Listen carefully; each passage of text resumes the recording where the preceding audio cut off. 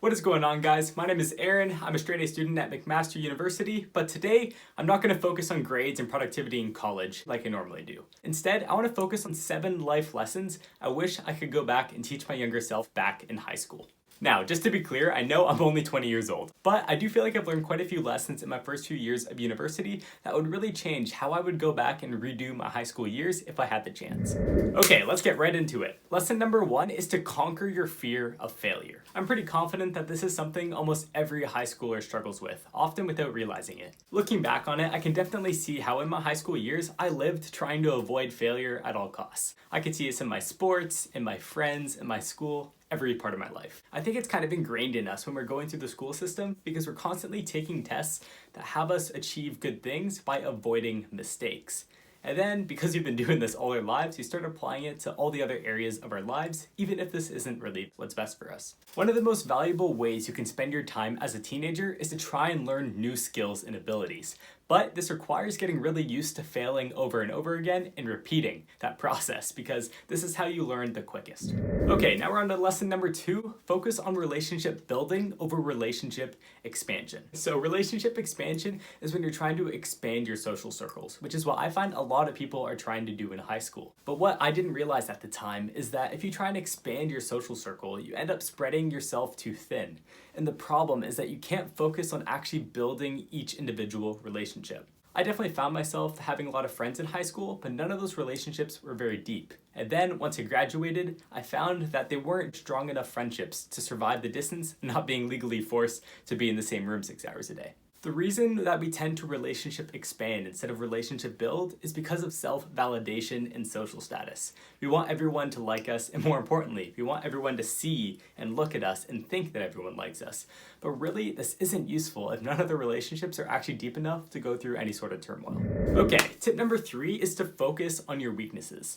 This is something that I would argue almost every high schooler, and maybe even people after high school, are guilty of. Basically, what humans tend to do is they try to focus most of their time on things that they're already good at. I've talked about this in my studying video before, which is a big reason why a lot of people don't get higher grades, but it can actually apply to a lot of different areas of your life. For myself, when I was in high school, I would generally take classes that I knew I would do well in. But the problem is that I then missed out on all these classes that would have taught me things like woodshop and coding classes, where I could have developed all these skills that would have helped me a lot more than just boosting my ego by doing well in classes I was already pretty good at. The fact is, the worse you are at a subject or a topic, the more growing potential you have in that area. So if our goal is to increase the amount that we can learn, we should really be focusing all our time on the areas that have the greatest growth potential, which is going to be the things that we aren't already very good at.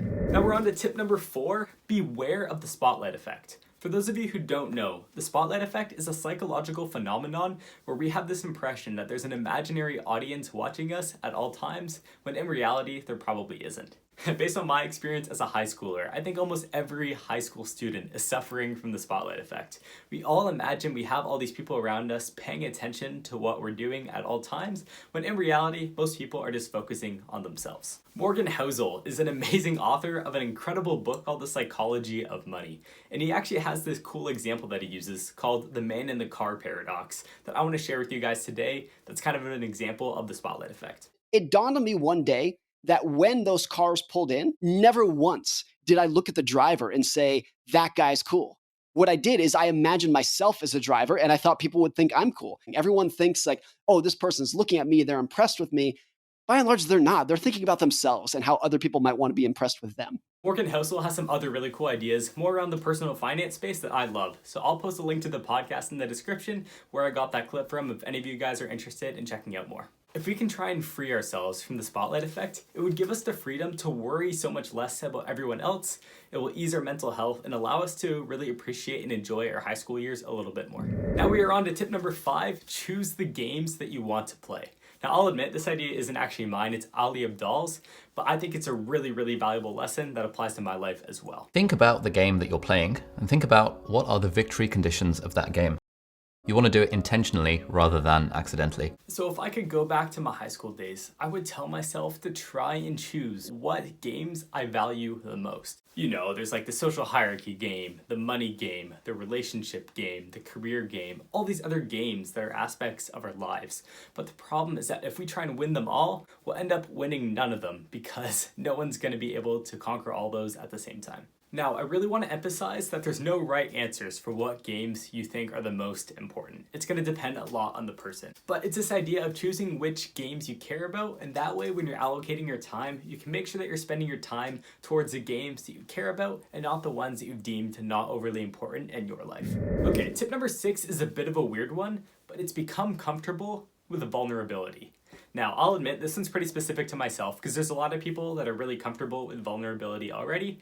But I'm like generally a very closed off person. I found it very difficult to kind of open myself up, especially in high school. But what I didn't realize at the time is that even when things aren't going very well for me and I didn't feel like I needed support from other people, it's still good to try and be vulnerable and reach out to people because it makes them feel included in your life. I had a friend teach me this in university because when we were first becoming friends, he opened up really quickly and it made me realize how good that made me feel because it made me feel like he valued my opinion and it gave me the opportunity to feel like I was involved in his life, which is really cool.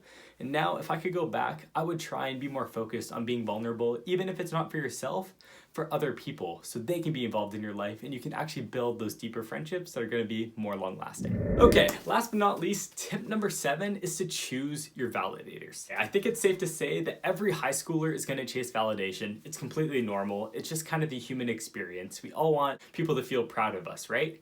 But the problem is that if you try and seek validation from everybody, you're set to fail. Because people have different value structures, which means an event that might get you validation from one person won't get you validation from somebody else. So that's why it's really important in high school, and if I could go back, I would definitely do this, is to take the time to think to myself, what couple validators do I have similar enough values with that I actually care about their opinion? Obviously, ideally, it'd be great to have no validators at all, but I'm aware of the fact I've been in high school. It's unrealistic to not seek validation from everybody, especially when you're just a teenager. Even now, I still seek validation from people, but I'm just a lot more specific about who I want to seek validation from and whose opinions I can ignore.